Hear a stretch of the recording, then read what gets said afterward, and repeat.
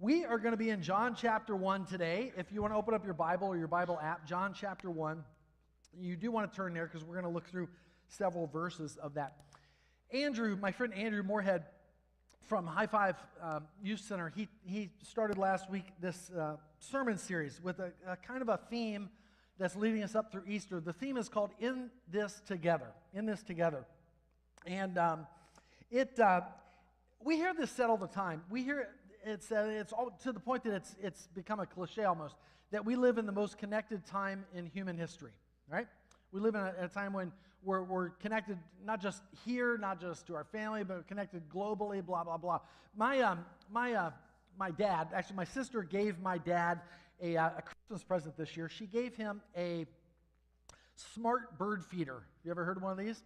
It's connected to Wi-Fi. Do we have a picture? Anytime, this thing's connected to Wi-Fi, anytime that some creature comes up onto the bird feeder, my dad gets a ping on his phone, right? A notification goes off in his pocket that and if he wants to see what that creature is, if he wants to connect with that animal on this blue bird feeder outside the front of his house, he can just, tap on his phone and get a picture of whatever, might be there. Is there anything else that ever comes? Yes. Sometimes my sister Beck comes. If you want to be connected to Beck, you just need to, tap on your phone. We live in the most connected era in human history, we say, and you've got that ability right in your pocket or in your purse to be connected to anybody. If you want to be connected to a person, I can connect with Beck. You can take her picture down. She lives in Spain most of the time, and so anytime I want to talk to Beck, I can pull the phone out of my pocket, right? It's a 6-hour time difference, but we get it figured out, right? Anytime I can be connected to her. If you want to be connected to your thermostat, right, or to your doorbell to see who's there, you can pull out your phone and see that. You'll be connected to your stove, whatever it is. We live in this world of instant connection where we're kind of in this together. And yet, at the same time, the irony is that people tell us in surveys, research, that they feel more isolated than ever, more disconnected. That they feel that way. They feel more discouraged. They feel more unseen than they've ever felt. In the middle of all this connection, it's a weird thing. It's kind of an ironic thing. And they tell us that not only are they feeling more disconnected, like relationally, like one-on-one with people, but they also tell us that they're feeling more disconnected spiritually. They're feeling more isolated spiritually. They're feeling more unseen. They're feeling more alone in a spiritual sense. They're feeling more wandering. I have talked to multiple people in the last few months who have said, Nate, I just feel like I'm floundering. I just feel like I'm kind of drifting aimlessly. And people feel like that for all kinds of different reasons. Robert Fulghum is an author who wrote years ago about how, I think I've told this story before, he wrote about how the kids in his neighborhood were playing hide and seek, right? And he's sitting in his home office working on writing this book. And he hears these kids playing, and he realizes that one of the kids in the game has come and hid in a pile of leaves right outside of his office door, okay? And as he's just kind of in the back of his mind paying attention to what's going on in this game, he realizes that across the street, back at the base, all the kids have been found, except for this one kid. And back at the base, they're trying to decide, what are we going to do? Are we just going to give up on this kid? And Robert Fulghum says he's sitting there trying to figure out, what should he do? Should he do anything at all? Should he scare the kid to death? Whatever. Finally, he's just leaned out the window and he yelled, "Get found, kid!" Right? And then he goes on to write about a doctor friend of his who had been diagnosed with terminal cancer and had died without telling anybody about it. He preferred to keep it private. And Robert Fulghum said this. He said, he hid too well. Getting found would have kept him in the game. I appreciate Phil, over the last month or so, Phil Smith, one of our elders, sharing the prayer guide with us that we went through in March about different ways that we're in this together as a church family and as people. One of the things that being a part of a church reminds us of is that there is a radically different option to what the world presents, to the relational and the spiritual dissatisfaction, the lostness that everybody experiences at some point. There's a radical alternative to that. The gospel, the good news of Jesus, is that no matter whatever your technological status is, and no matter what your spiritual status is, you don't have to be alone.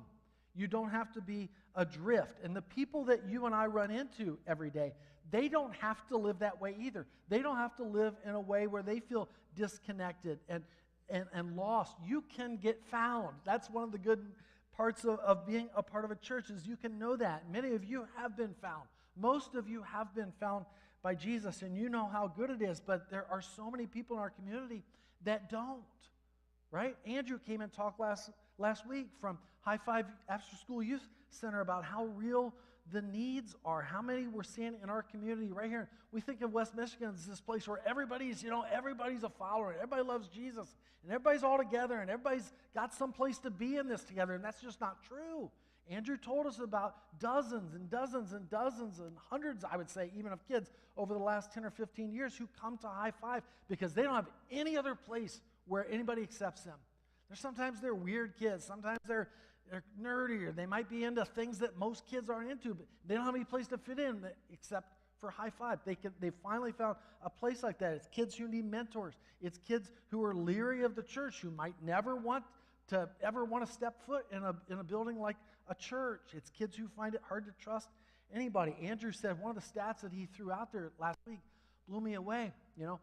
From the time he moved into West Michigan about a decade ago, and since then, church participation in Hudsonville and Jenison and Granville, 70% of people in our area are no longer associated with the church. They don't have a place to belong anymore. 70%. That's down a lot just in 10 or 15 years. People are searching and lonely. And so many of you and me, we've had a chance to find hope. We've had the opportunity to find hope in the midst of a disconnected culture. And the elders of our church asked you a month or so ago to share some different ways that you've become more passionate followers of Jesus in the last 6 months. Do you remember that? A lot of you have given 20 or 25 or 30 people responded with different ways that they have become more passionate followers of Jesus in the last 6 months.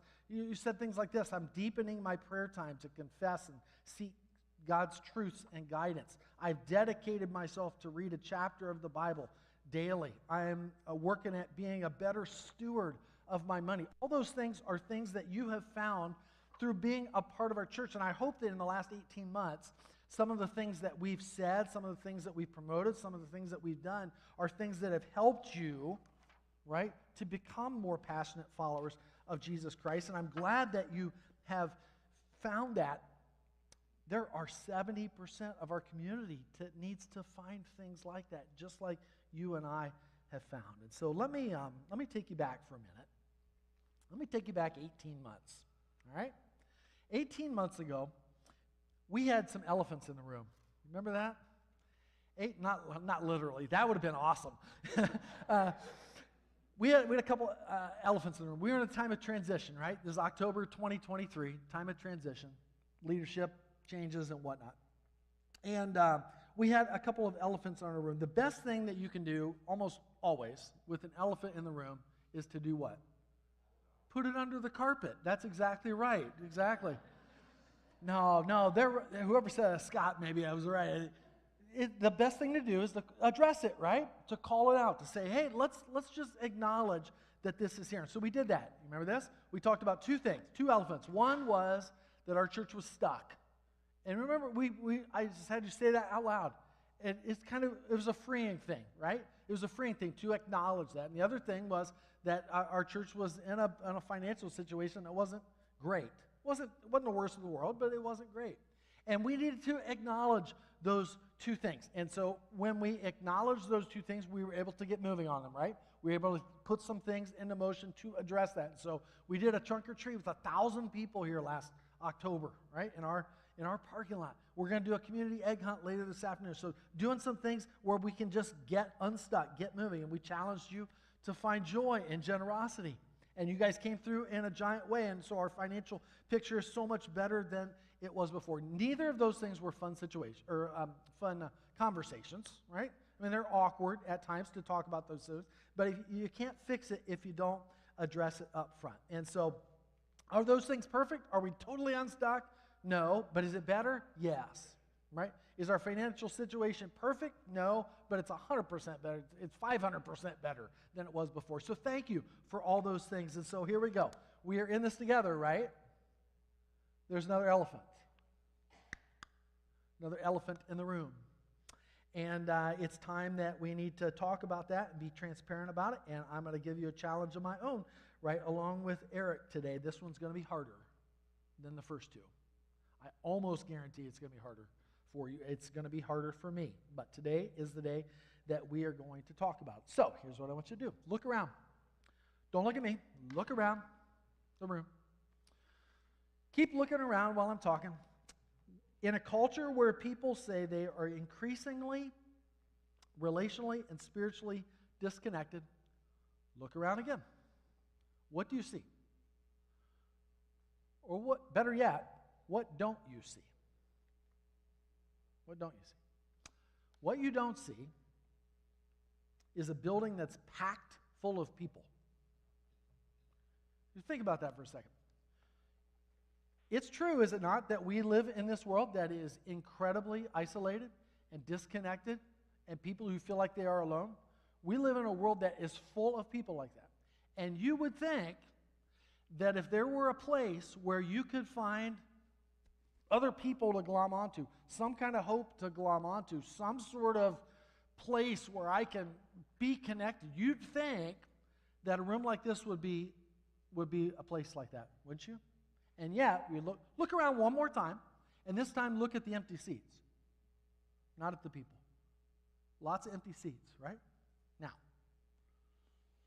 your eldership team has talked about this elephant in the room for the last few months, maybe 3, 4, I don't know exactly how many months. We've talked about it privately in our meetings, and it's time to come right out and say it. So here we go. We need more people. I'd like for you to say that out loud with me. Together, here we go. Ready? We need more people. I want you to say it again one more time, a little bit louder. We need more people. Thank you. Just like we needed more action 18 months ago, and we needed more dollars 15 months ago, we need more souls in this family now. Why do we need more people in the room? Not so that the church looks full. That's not why we need more people. We don't need more people in the room so that the preacher looks good. Absolutely not. We don't need more people in the room so that the preacher feels good about himself. That's not why. We don't need more people in the room so you can brag to your friends about how great your church is. That is not the reason. We need more people here because the lonely don't need another app to connect them to some dumb device. They need a family. We need more people in this room because 70% of our neighbors don't know the hope of Jesus. We need more people in this room because so many of our neighbors and coworkers they're drifting through life aimlessly, without a purpose. They're lost in their sin. They're lost relationally. They're lost with no hope, and they need a place where they can get found. Get found. And that's what the gospel provides. That's what the good news of Jesus provides, is a way to get found. It provides a way to get connected, a way to find meaning and purpose, a way back to God. So we're going to look at John 1 for just a minute and see what this looks like in the life of one of Jesus' disciples. It's a guy named Philip. He's one of Jesus' disciples in John 1. And this is sort of Philip's big moment in the sun. He gets mentioned in a couple different places in the gospel stories, but this is really like his claim to fame. It's right at the beginning of the ministry of Jesus in John 1. And so Jesus is about 30 years old. He's just gotten baptized, Jesus has. He comes to John the baptizer, John the immerser, and John baptizes him in the Jordan River. And so Jesus, he's getting his very first disciples. He gets Andrew, and Andrew goes and gets somebody, we don't know the name, but people think that it's John. And he goes to get his brother Peter, and Jesus is getting ready to go out and do his things. He's got 3 years of ministry that's coming right at the beginning, right here. And this is where we pick it up, John chapter 1, verse 43. The next day, the day after Jesus gets together with Andrew and John and Peter, his first kind of disciples, the next day, Jesus decided to leave for Galilee. And here's what he did first. Finding Philip, he went and found Philip. Jesus said to him, Philip, follow me. Philip, like Andrew and Peter, was from the town of Bethsaida, and Philip found Nathanael. Now, I want to stop there for just a second. I'm going to draw this out just a little bit and make it take a little bit more time just so you understand. Just a couple days after he's been baptized. Like, his baptism for Jesus is the beginning of his mission. It's the beginning of his ministry. It's right at the beginning. He's ready to head out, and the very first thing he does is he goes and finds this guy named Philip. Okay? He goes and finds Philip. Philip gets found. Get found, kid. Philip got found, all right? Then Jesus says to Philip, he says, Philip, follow me. And Philip follows him. He becomes a follower. And then Philip finds Nathanael, all right? Okay, draw this out on purpose because I want to make sure I understand the order. This is critical. Philip got found. Then Philip became a follower. And then Philip became a finder. You see that? He got found, then he became a follower, then he became a finder. Here's the point. Found people become finders. Found people become finders. Philip gets found, and then he goes to Nathanael and finds him. He's a follower, and then a finder, and then a founder, and then he's a finder of Nathanael. Notice what he doesn't do when he goes to find Nathanael. Notice what he doesn't do. He doesn't take a class. He doesn't wait to get trained by Jesus. He doesn't, you know what I mean? He doesn't. You don't need a whole lot of education to be a finder. He doesn't go to Bible college. We think a lot of times that evangelism is something that belongs to people who have years of study, right? They know their Bible back and forth. Philip doesn't, right? He's just a guy. He's just a guy. He's just been found, and he's a follower of Jesus. And then he goes and finds it. It's not a professional job. It's a relational one to find other people. He got found, he followed, he became a finder himself. The obvious point is this, right? And you're not going to like this maybe. Some of you won't. You've been found, right? Most of you, most of us in here today. We have a few guests, and we're glad that you're here. I'm sorry it's an awkward day if you're a guest. It's a weird day. Let's acknowledge that. That's another mini elephant, right? So it's a weird day if you're here today, and you're our guest. We're so glad you're here. But for those of us who have been a part of this church for a long time, you've been found. You're followers. The obvious question is, who are you? What? Who are you finding? Yeah, who are you finding? One thing I noticed when I went through this stack of cards that you guys turned in, you guys are fantastic. Thanks a million for doing this. One of the things I noticed when I kind of went through those and kind of analyzed what people are saying in terms of how I'm becoming a more passionate follower of Jesus, as great as your responses are, there's only a very small percentage of them that talk or say something along to the effect of, I am going to share good news of Jesus with my friends. I'm taking the gospel to my workplace. There's a few who have said that, and that's awesome, right? But it's a very tiny percentage. And I'm gonna say this. That is not on you in some ways. In some ways, it's on me. Because I'm kind of the upfront leader, and I haven't talked about it enough. So, it's my bad, all right? But here's the problem for you. Now I am, right? And so now it's not on me anymore. Now it's on you, right? How are you going to handle that? How are you going to deal with that? Found people find people. Go back to verse 45. Philip, he got found, became a follower, then he went to be a finder. Philip found Nathanael, his buddy, and told him. He said, Nathanael, we have found the one that Moses wrote about in the law, and about whom the prophets also wrote, Jesus of Nazareth, the son of Joseph. Philip goes and finds his buddy. I think that he knows Nathanael already. I think that they're friends. You can kind of tell by the tone, right, of what he says that they've got some common dreams. They've got some common hopes that they both share together, right? They've been dreaming about Messiah all their life. They've been reading Moses. They've been reading the prophets. They've been dying for a day when something new can happen. But Nathanael, you see his response here in just a second. Nathanael sounds totally jaded. He sounds totally cynical. Listen to how Nathanael responds. Philip says, we found the one Moses wrote about, Jesus of Nazareth, verse 46. Nazareth? Can anything good come from there? He's serious. I'm confident that he's totally, Nazareth, can anything Have you ever heard such a cynical, skeptical, kind of a snarky reply like that? Anywhere else in the Bible, maybe? I don't know if there's any place in the Bible that's Nazareth. What a dump. That's what he's saying. What a backwoods place. There's nothing good that can come from there. That's what Nathanael's kind of his attitude. He had lots of reasons for that. I mean, Nazareth was a backwoods. They talk funny, right? I mean, it's an insignificant place. There isn't anything good that comes out of Nazareth. It's kind of a nothing place. Here's what I like, though. It didn't stop Philip. It didn't stop Philip from talking with Nathanael about it. He refused to take the bait. Nathanael's all cynical. Look at what Philip says. Philip just says, come and see. Just come and see for yourself, right? Who cares? Just come take a look. Come take a look at this guy that I've met. Come check it out. Philip, he didn't get put off by Nathanael's attitude. He wasn't afraid of or intimidated by Nathanael at all. I've talked a lot about this, I feel like, in the last year and a half, but one of the things I just feel strongly about is that, you know what's bigger and better than cynicism and skepticism? Is hope. Hope is bigger than that. And this is a big deal for me to say because I'm a cynic by nature, right? I'm a half glass half full, half empty. I'm empty, man.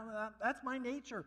But I've discovered more and more over the years that hope is bigger than those things. Hope is better than those things. Come and see. Come and see. Sometimes we don't go talk to other people about Jesus and share the hope that we have with them. Sometimes we don't go do that because we're afraid that they'll be cynical. We're afraid that they'll be skeptical. We're afraid of whatever their response will be. Nathanael, this is a guy, think about Nathanael. This is a guy who knew all about Moses. He knew all about the prophets. He knew that Messiah was prophesied to come. He knew that there was something that had been promised to him. There had something that had been promised to his people. And he's been waiting all his life. And nothing. All he's got to show for is 400 years of silence from God about this promise that was made all these centuries ago. I can understand why the guy's cynical. I can understand why he's feeling negative about it, right? Messiah's never going to come. Things are never going to change. It's been like this forever, right? Things are always going to be like this. In some ways, you can't blame him. Philip doesn't worry about that. Philip doesn't argue with him. He doesn't try to fix him. What does he do? Just come and see. It can't hurt to just come and see, right? Just come and see. What do you have to lose? Philip was full of hope. He wasn't worried about how Nathanael would respond. And here's the thing. You don't need to worry about how your friends are going to respond either. You don't need to worry about how your coworkers and your neighbors are going to respond. That's not your problem. That's not your issue. That's the power of an invitation without pressure, right? It's not a hard thing to say, come and see, right? Sometimes we're afraid of other people's cynicism, If I go and talk to her, I know what she's going to say. She's just going to say, the church never did anybody any good. What good has Jesus ever done to anybody, right? I know what she's going to say. Things are never going to change for me. What's the point?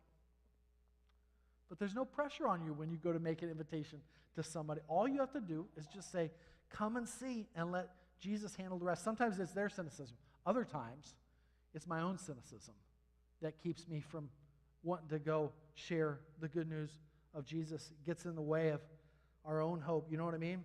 Sometimes we say to ourselves, what's the point in inviting anybody? My church is always going to be the same. Things are never going to change here. Things are never going to be different here. It is what it is. Sometimes I think that to myself. Maybe you have too. You know what? That's not necessarily true. There have been multiple times in the past 40 plus years of this church's history where things in this space have looked extremely different. Sometimes worse, believe it or not, but sometimes a lot better. There have been many times in the last 40 years when things didn't look like they do right now. So, don't let your own cynicism about who our church is at this moment or your own skepticism about what it might be get in the way of making an invite. Things can be different. They can be. People want to be found, but they need an invitation. They need somebody to go to them and say, hey, come and see. Somebody go to them and make the ask. And so hope beats cynicism and skepticism every time. Look at verse 47. Nathanael, he accepts his invitation. It's almost like it's in spite of himself. Philip says, come and see. I can just picture Nathanael. He doesn't want to have anything to do with it. But he's just like, just get off my back, Philip. I'll do what you say, but just so you won't bother me anymore. He follows Philip back to Jesus. Verse 47. When Jesus saw cynical, grumpy, hard case, skeptical, crabby Nathanael, when he saw Nathanael approaching, Jesus said of him, here, truly, this Nathanael is an Israelite in whom there is no deceit. Nathanael's totally taken aback. He is blown away, right? When Jesus says this. How do you know me? They've never met before. It's pretty obvious to me. They don't know each other. And yet Jesus tells Nathanael something about himself that there's no way he could have known. How do you know me? Nathanael asked. Jesus answered, I saw you while you were still under the fig tree before Philip called you. Before Philip called you. Then Nathanael declared, Rabbi, you are the Son of God. You are the King of Israel. This whole thing is super compressed by John when he writes this, so we're kind of reading in between the lines. But Philip gets found. Philip becomes a follower. Philip becomes a finder. And the first person he finds is this skeptical dude named Nathanael, is this cynical guy. And Nathanael comes to Jesus almost in spite of himself, right? And Jesus does one little thing in Nathanael's life that changes him instantly. Isn't that awesome? It changes him instantly. It's just a tiny thing. All Jesus does is say, hey, I saw you, 3 days ago, or whatever it was. I saw you when there was no way I humanly could have known where you were or what you were doing. I had this little vision of you. It's just a tiny little thing, and yet it changes Nathanael's life instantly. And he instantly confesses and believes, Rabbi, you are the Son of God. You are the King of Israel. And that's a very cool thing, but I want you to understand the point here. The point is that all of this change in Nathanael's life happens because of the invitation of Philip. Because Philip said, come and see. That's the reason why Nathanael's life changed in just a second. Do not underestimate the power of an invitation. One invite. You have no idea, and I have no idea, what God is doing and has been doing in the life of that person that you're headed out to talk to. You have no idea what's going on in their life. And you don't have to be persuasive. You just need to be faithful. You just have to make the ask to that friend, to that neighbor, to that coworker. You just have to say, come and see. Just come and see. Look at what Jesus says, verse 50. Jesus said, you believe because I told you I saw you under the fig tree. Just a little thing. Nathanael, you will see greater things than that. He then added, Nathanael, very truly I tell you, you will see heaven open and the angels of God ascending and descending on the Son of Man. Nathanael, seeing you under the fig tree, that's just a tiny thing. You're going to see, that's just a little miracle, right? You're going to see things that are so much greater than that. Nathanael, when you see me, when you follow me, when you become a found person, you're going to see things that are so much more amazing. He says, you're going to see heaven open, and you're going to see earth here, and you're going to see me as a ladder between them, with angels coming up and down, and people coming up and down. You are going to see that I'm the way. You're going to see that I'm the truth, that I'm the life, that I'm a bridge. I'm the go-between between heaven and earth. And listen to me, people. That's what Jesus promises. He doesn't promise, and we're not inviting people into a church service. That's not what you're doing. You're not inviting people to come and listen, sing along with the band and listen to a boring guy talk a bit. That's not what you're inviting people to. You are inviting your friend, your coworker, your neighbor, you're inviting them to a revelation from God, a relationship with Jesus. You're inviting them to a journey with Jesus, right? That's what you're inviting them to. And it's going to blow their minds when they meet Jesus, just like it did for Nathanael. I know that some of us have struggled with believing that greater things are coming.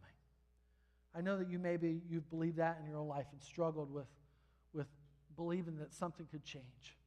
I know that sometimes you might have struggled with believing that things could be bigger and better or different for our church. You know how I know that? Because I do sometimes. You know when you work at a place for a long time? Anybody ever worked a job more than 10 years ever? Yeah, a lot of you have. You know when you work at a place for a long time, after a while, it feels like all you can see is what doesn't work, what isn't going right. You see all the flaws. That's kind of all you can see. Nothing's ever going to change, right? I've been there. I've been there as a minister, as a church.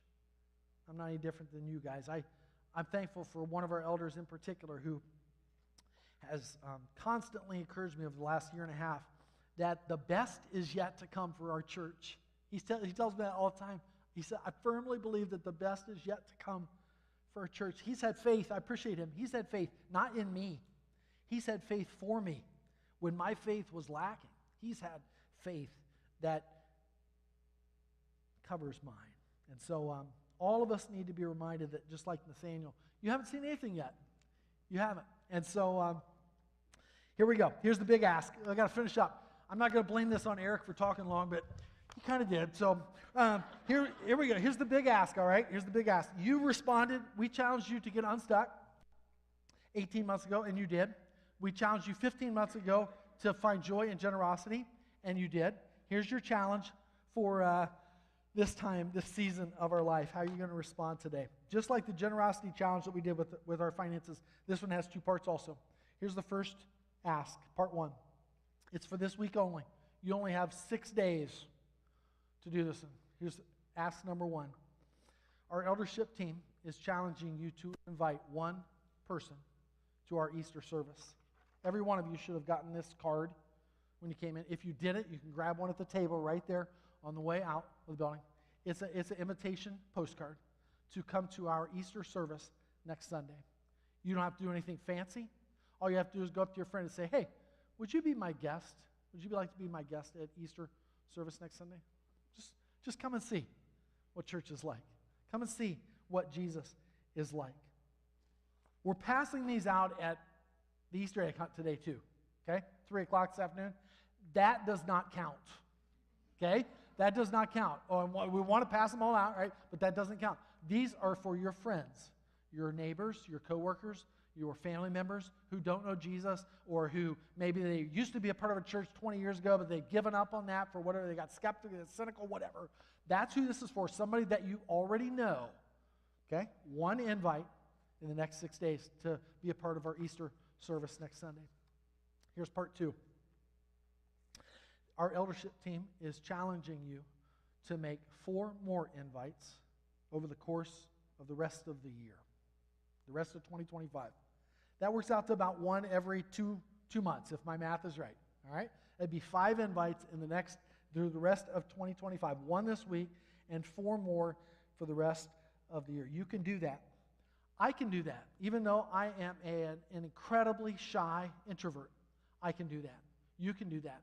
Our eldership team has committed that they 100% will do that. Will you? Will you? Can't answer that for you. You got to answer it for yourself. That's the challenge. That's the invitation challenge. That's what I'll call it. And I'll keep bringing it up. Don't you worry. All right? Here's the thing. When you find hope, you don't hoard it. You hand it out. And if you have hope, like I do, we want to be people who hand it out. Who are you going to invite to come meet the one who's our bridge to God?